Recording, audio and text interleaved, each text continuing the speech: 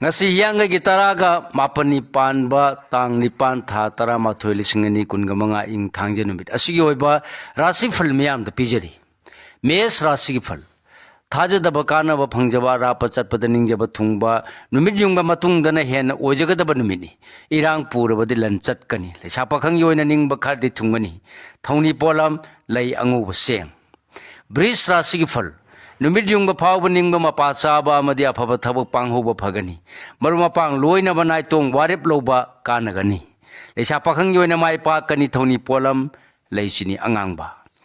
mithun rasi gi phal numit yungba matungdagi lam khudingda kanaba hengani haksang nungaiba afaba mingsat amadi marupsu phangba numini matam mangalanu leisa pakhang yoina ningjaba thungani thauni polam lei anguba karkara sigi phal numit yungba mamangda afaba khongsa lei ayamba thabakta mai pakani yenaba khangba kandaba amadi akhangai sabanadi mangjagani leisa pakhang yoina yakayengna chatlu thauni polam lei napu kismis singara sigifal thabak pangani sel thum marang kaina tansin mangamgani naitu maruba wareb lobada kaibe leiroi miyamna su sanbi leisa pakhang yoina nungsibana sali thauni polam lehigo kanya rasigifal oje oithak tanbada chauna mai pakani haithoi singdoiba hengani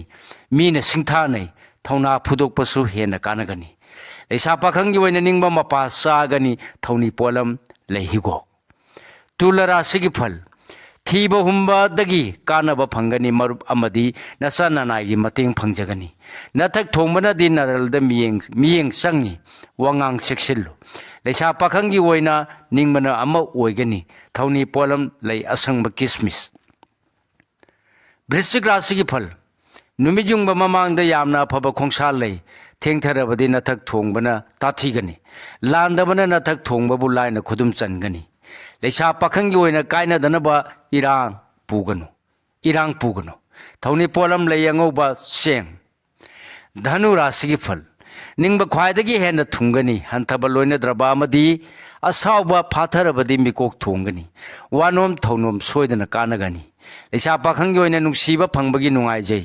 thauni polam leichini angangba makara sigi phal arang arak phangbagi nungai ba marukki mateng pamlabadi phanggadaba lei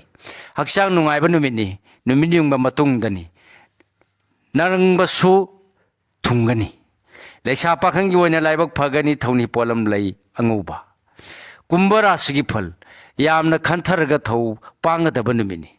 yaragadi hanadai palangpanatana no bathaba amata naitom pangano matam honko leisa pakhang yoina ningba mapa saroi thauni polam lei higo aroi boina minnara sifal numit yungba mamangda khongsa lahuba thoina mai pakani natrabadi yeknabana pangangani maina tathigani miyamga mari phapharoi leisa pakhang yoina matam loba phagani thauni polam lei higo